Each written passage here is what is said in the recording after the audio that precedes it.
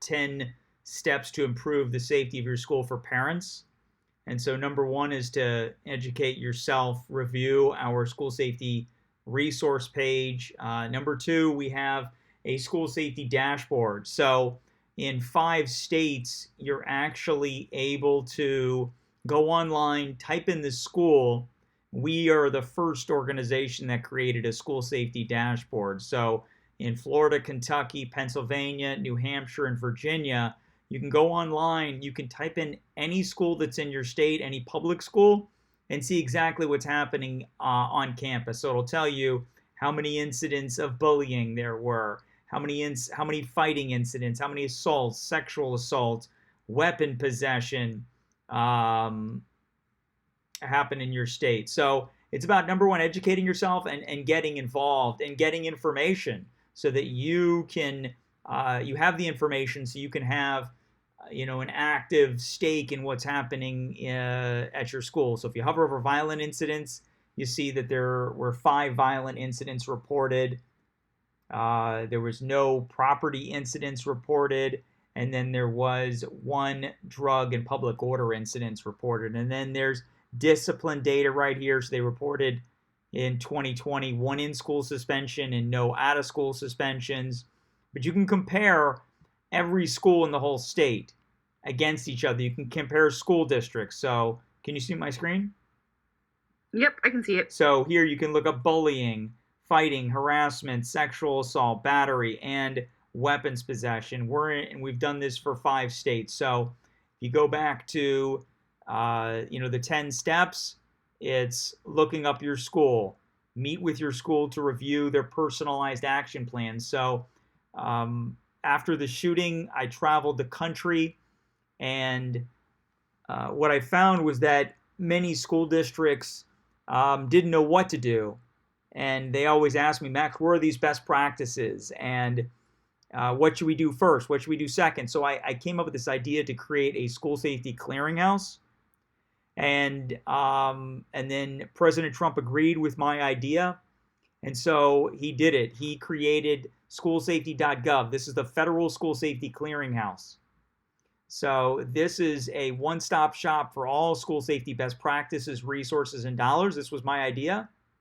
And then President Biden just included schoolsafety.gov in the new gun safety bill, the Safer Communities Act that he just announced at the White House several months ago. So I was there at the White House again. So my advocacy after Alex was murdered, I made over 24 trips to Washington, D.C.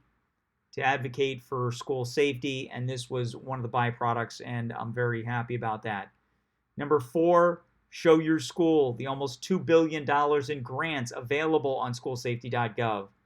Ask your school if they're implementing the low-cost, no-cost school safety tactics that are right here. Is your school doing this? Okay, so this is what parents should be doing. Meet with your local law enforcement. Show them the failed response that took place in Parkland when all the officers waited outside. This happened in Uvalde. Okay, so here is the animation that the MSD Commission put together to show you what happened in Parkland. So if that happened similarly in Uvalde, you were just mentioning, so do you think these practices are working, that they're enough?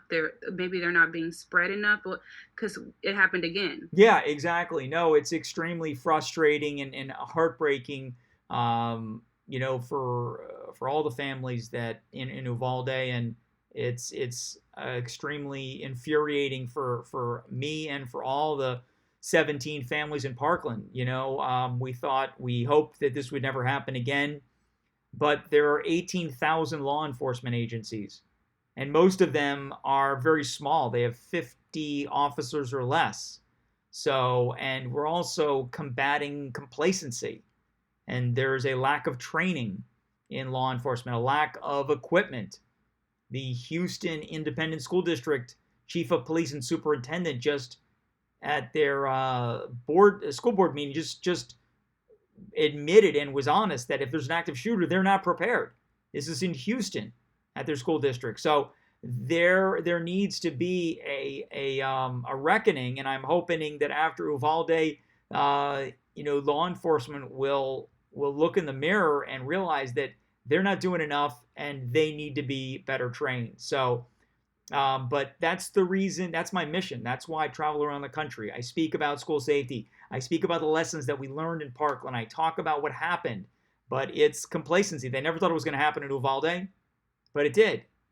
Number 7, start a school, Safe Schools for Alex student chapter at your school. So I've been getting a lot of emails, a lot of people reaching out to me about, a lot of students reaching out about starting school safety chapters on their campuses. And so here's a detailed list of everything that parents can do to make their school safer. And then here is our list. Let's see here. Here is our list for administrators, for teachers, for school personnel, about what they should be doing. As in Florida, every school should be staffed with at least one armed school safety officer. Number 2, appoint a dedicated person that's responsible for coordinating and managing emergency preparedness. We didn't have this prior to Parkland, we do now. Number 3, implement an anonymous reporting system. These kids know who's struggling, who's thinking about hurting themselves or others, but they need to have a method that they can report anonymously about who is thinking about becoming the next school shooter. So we didn't have this kind of system before, we do now. Number 4, implement a multidisciplinary threat assessment team. So this is the number 1 way that the Secret Service prevents acts of targeted violence against the president and against the members of Congress. And every school district in Florida now has a multidisciplinary threat assessment team as well, but they need to have one in every state, in every school district. Number 5, conduct surveys, climate surveys, to see what's happening. Do the students feel safe? Do the teachers feel safe? And number 6, conduct district site assessments. Number 7, this is very apropos to what happened in Uvalde. Develop policies and procedures to cover the classroom door windows. And number 8, lock your doors. In Parkland, the Parkland murderer shot into Alex's classroom from the hallway. He didn't enter any of the classrooms. But that window in Alex's classroom door allowed him to target the students in the classroom. And he killed Alex and 2 other students in just Alex's classroom, and then went classroom to classroom. So there needs to be a way for the kids to cover their windows. And number 9, you've got to do active assailant drills, emergency drills. If you fail to train, you're training to fail. So you've got to prepare. You've got to train your students and your staff.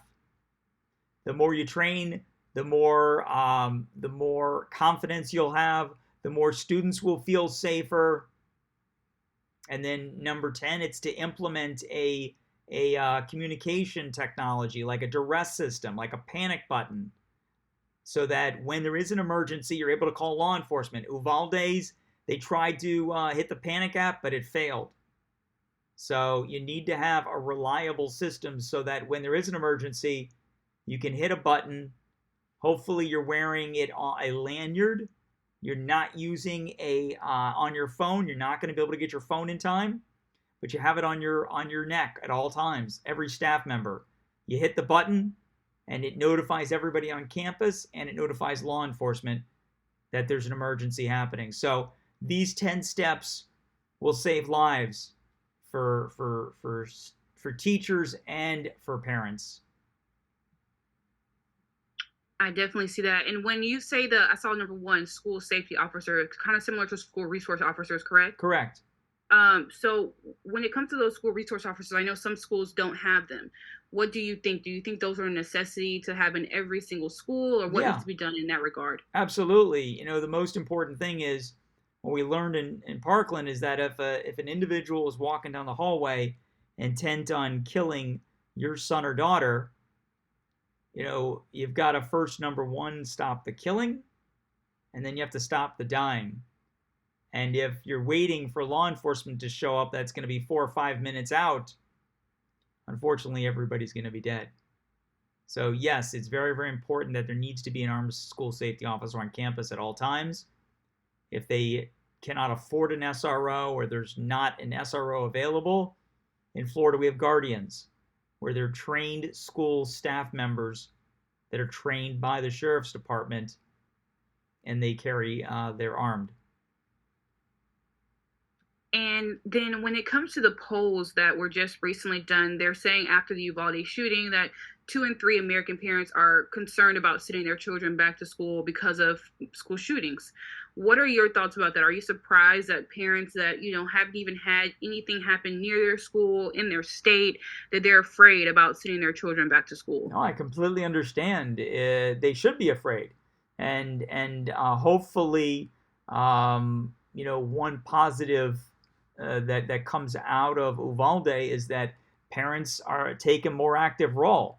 If they implement the 10 steps that we have for administrators and the 10 steps that we have for parents, schools will be safer, and you can prevent acts of targeted violence. And I hope that poll shows that parents are not complacent anymore, that schools are not complacent, and that they're doing the things that we know will save lives.